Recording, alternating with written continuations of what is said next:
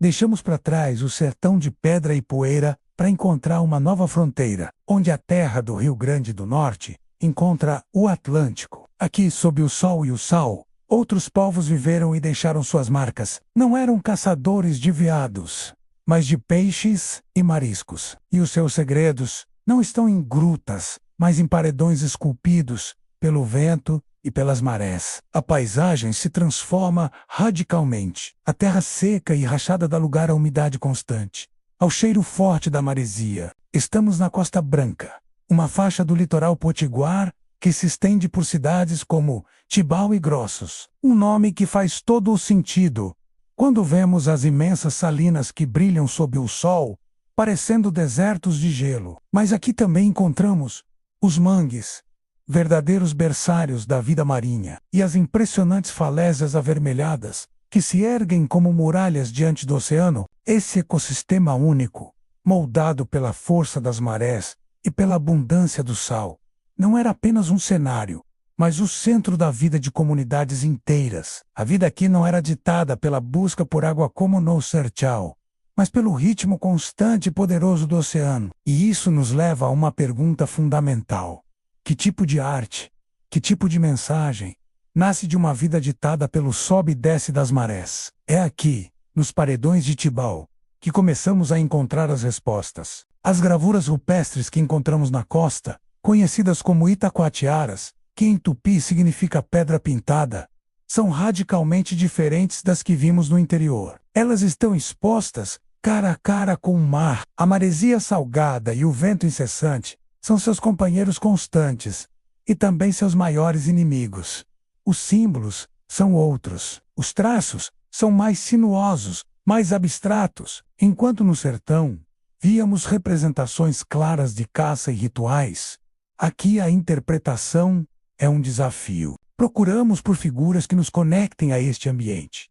Seriam representações de peixes, tartarugas marinhas, ou talvez das primeiras embarcações que desbravaram estas águas? Vemos muitas espirais. Seriam elas uma tentativa de registrar o movimento das ondas, ou talvez o ciclo das marés, tão crucial para a sobrevivência? Os arqueólogos chamam isso de tradição litorânea da arte rupestre. As técnicas usadas para gravar na rocha aqui precisavam ser diferentes. A própria pedra, mais arenosa e frágil, exigia um toque distinto. Os pigmentos, se é que foram usados, há muito foram lavados pelo tempo e pela água salgada. O que resta são sulcos profundos, mensagens gravadas com esforço, resistindo bravamente à passagem dos milênios. Cada linha é um testemunho de uma cultura que floresceu em total harmonia com o mar, tirando dele seu sustento, sua inspiração e talvez até sua espiritualidade. Mas as pedras não contam toda a história. Para entender de verdade os povos do mar, precisamos olhar para baixo, para o chão que pisamos. E é aqui que encontramos um dos mais fascinantes arquivos da pré-história brasileira. Os sambaquis, à primeira vista, podem parecer apenas montes de conchas, mas os sambaquis são muito mais do que isso. São verdadeiras bibliotecas. Imagine um diário construído ao longo de séculos, onde cada página é uma camada de conchas, ossos de peixes, restos de fogueiras e ferramentas de pedra. São os vestígios da vida cotidiana, acumulados geração após geração. Se as gravuras nas pedras são as páginas de seus mitos, os sambaquis são seus diários de bordo. Cada concha, cada espinha de peixe, nos conta o que eles comiam, quando viveram aqui e como sobreviveram, tornando-se os verdadeiros senhores desta costa. Através da análise de um sambaqui, os arqueólogos conseguem reconstruir a dieta desses povos, identificar as espécies que pescavam e coletavam, entender suas ferramentas e até mesmo descobrir rituais funerários, já que muitos sambaquis também eram usados como locais de sepultamento. Eles são um registro palpável, uma prova material da incrível capacidade de adaptação e da riqueza cultural dessas comunidades costeiras. No entanto, esse legado precioso está em perigo constante. A mesma força da natureza que inspirou essa arte é hoje sua maior ameaça. A erosão marinha avança implacavelmente sobre as falésias, desfazendo em areia as gravuras que resistiram por milênios. O vento, carregado de sal e areia, age como uma lixa, apagando lentamente os traços na rocha. A arte rupestre aqui é muito mais frágil e exposta do que aquela protegida no interior das grutas do sertão.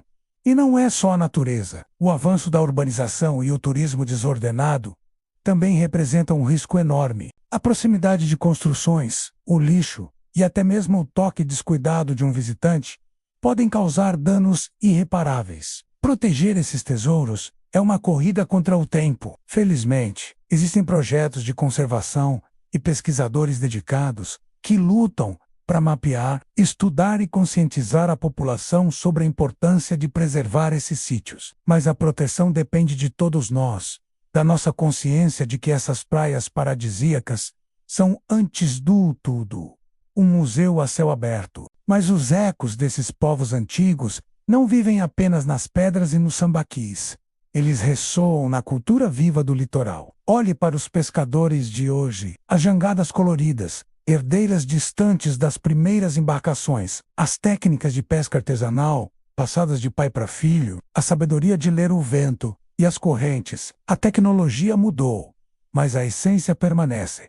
A profunda relação de respeito e dependência com o mar. Conversando com os mais antigos, ouvimos lendas sobre pedras com formatos estranhos, que seriam gigantes adormecidos, ou sobre sons misteriosos, que ecoam das falésias em noites de lua cheia, que dizem ser as vozes dos antigos. Será que o pescador de hoje, ao olhar para essas pedras marcadas, não sente o mesmo fascínio, a mesma conexão espiritual que seu ancestral de milhares de anos atrás? Essa herança cultural e material, tecida em histórias e tradições, é a prova de que o passado nunca morre de verdade. Ele apenas se transforma. Ao comparar os caçadores do sertão com os pescadores do litoral, percebemos a incrível diversidade cultural que existia no Rio Grande do Norte pré-histórico. Não se trata de dizer quem era mais evoluído. Essa é uma visão simplista e errada. Trata-se de reconhecer que eram povos diferentes, ambos brilhantemente adaptados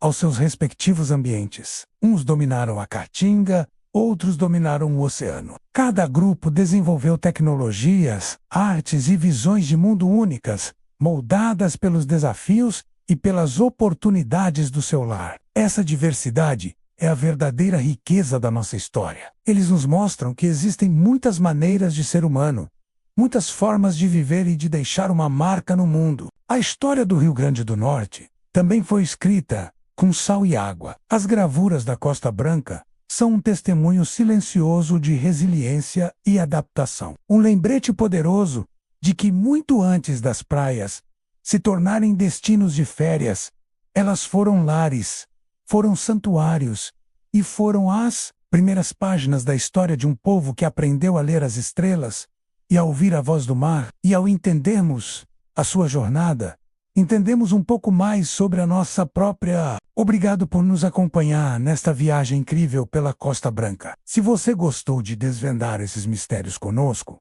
não se esqueça de deixar seu like, se inscrever no canal e ativar o sininho para não perder nosso próximo episódio, onde vamos explorar um enigma que está escondido sob a terra.